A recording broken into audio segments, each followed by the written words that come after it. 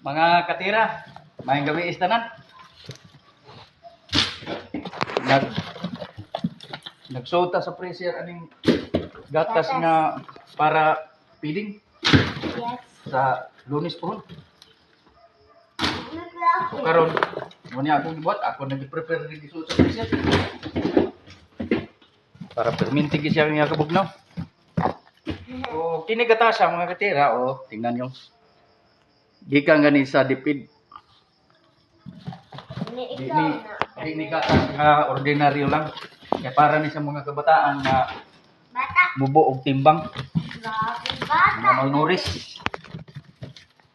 O dili lagi kini mo ilang madawat. Na ko kay uban nga gikan gyapon sa dipid.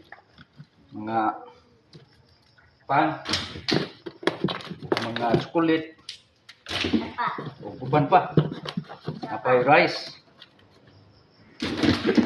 Apay rice. Apa. So amo ning programa sa DepEd nga gipahigayon para sa ato mga kabataan nga malnourished.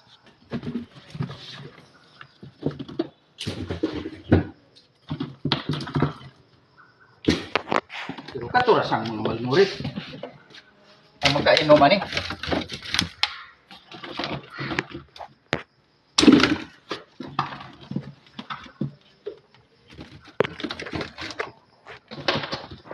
Di na ta mangandoy nga mutilaw ta ni gatasa kay insakto man tas timbang.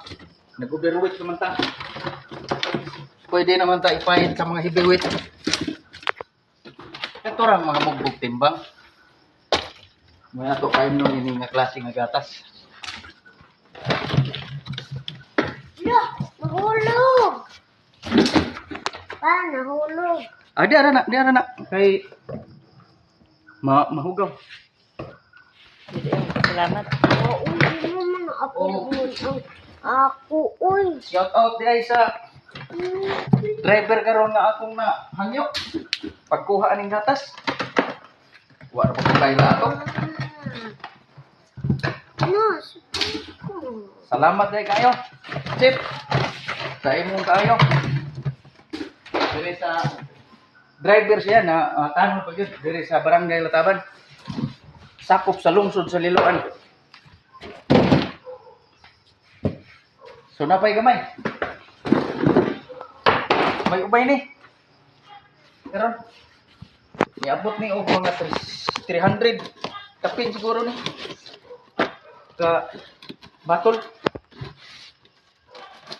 Kay nagkadugang magud ang mga bata nga bugbog timbang.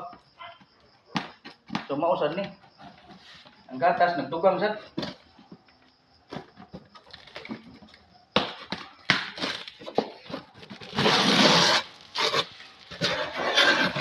Siniliuhan pa gito. Ha? Mga humok na.